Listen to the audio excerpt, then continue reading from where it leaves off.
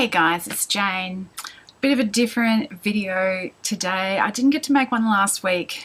I was all set up and ready to go, but there was construction work happening across the street and it persisted for 4 days. So yeah, it was even late to make a late one, so we missed last week. Now there is actually a howling puppy somewhere in my neighbourhood, but I'm hoping if I just keep talking, you won't be able to hear that. So yay, let's persist.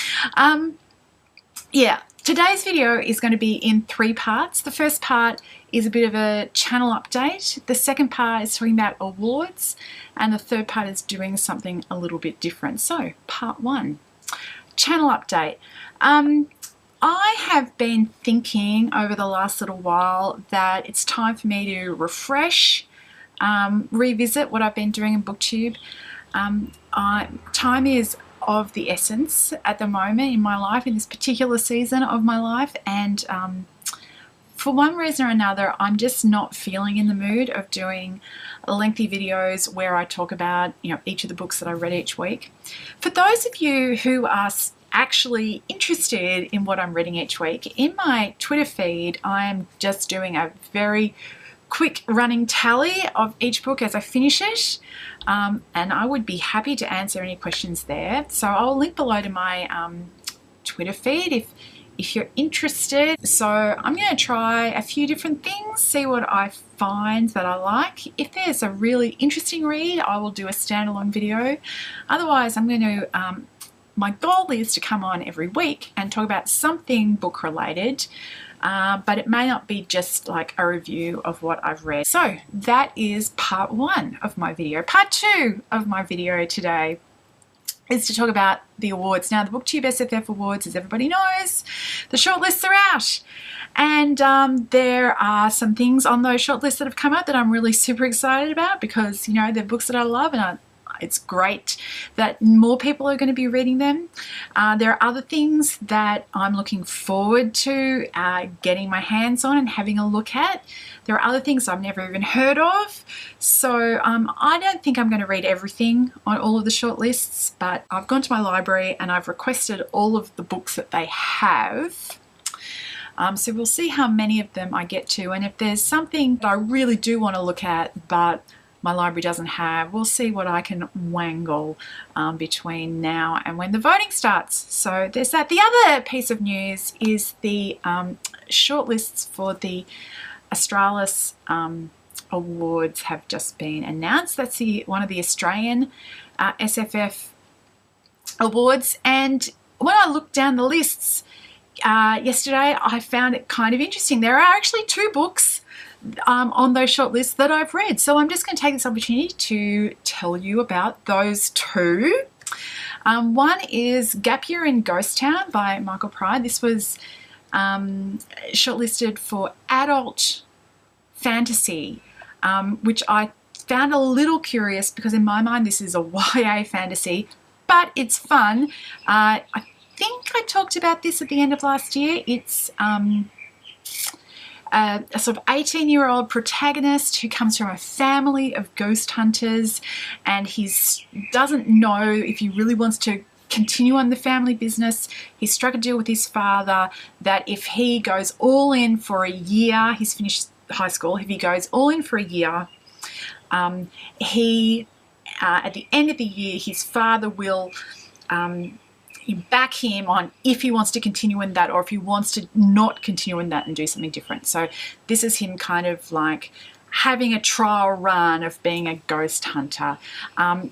So at the same time that this is starting, a whole bunch of new and more powerful ghosts than is normally found start appearing, and there seems to be a reason for this. And another ghost hunter, not an Australian ghost hunter, somebody from overseas, would you believe, a chick of a similar age appears on the scene, and yeah, stuff happens. It was a very fun, not too heavy read. I don't particularly go for ghost stories, but I enjoyed this, and it's set in Melbourne, my hometown, and I loved it. The other book that I'd already read, which was on the shortlist, was Girl Reporter by Tansy Rayner. Tansy Rayner is one of the hosts of the Galactic Suburbia podcast. She lives in Hobart, in Tasmania, and she has a very particular style. If you've read anything by Tansy, kind of, you know what I'm talking about. She has this just a really beautiful light touch with most of the things that she writes. Girl Reporter is a story set in a kind of superhero world.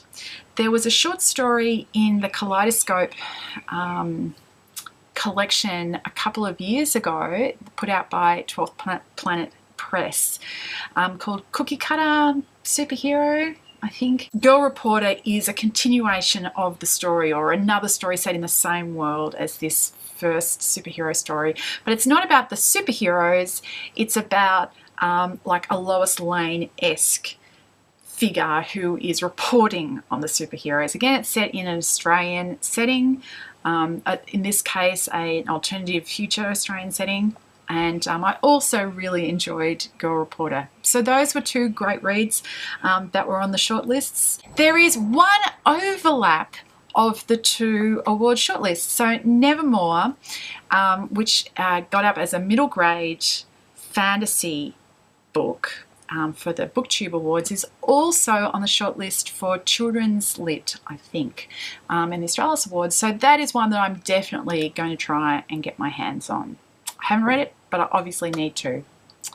So that is part 2 of today's video. Part 3 of today's video is I'm just going to tell you a little story and ask for some advice, really. I had a thing that happened last night, which has not happened to me before in my kind of bookie parenting life, which is that one of my kids could not sleep last night. He was up and down and up and down, and it was still midnight and he still couldn't sleep. And the reason he couldn't sleep is because he had taken a book off my shelf and read most of it and had thoroughly scared himself silly. This is Horrorstör by Grady, Hendrix. It was kind of a bit of a thing a few years ago, and I did a review of it. One of my very early BookTube reviews actually was of this book. Anyway, my eldest, yes, scared himself stupid. He got to, you know, like 4/5 the way through. So just when everything is truly grim, but, you know, it hasn't worked its way out yet, and could not sleep. Yay. So we had a few different bites of the cherry. I ended up at midnight, we were sitting on the couch and I was cuddling him and we were watching cat videos just to try and change the internal script in his head, so we could think about something else before going back to bed again. I was just wondering, does anybody have any good advice? What do you do when you've scared yourself, or when somebody you know is scared and you're trying to help them, especially if it's about a story or a movie or something? Are there any good strategies that I should look to, you know? If you could, yeah, comment, that'd be great. Anyway, that's it. That's my 3-part video for today. I hope you're all well. Love to hear what is going on with you guys, and I'll talk to you later. Bye.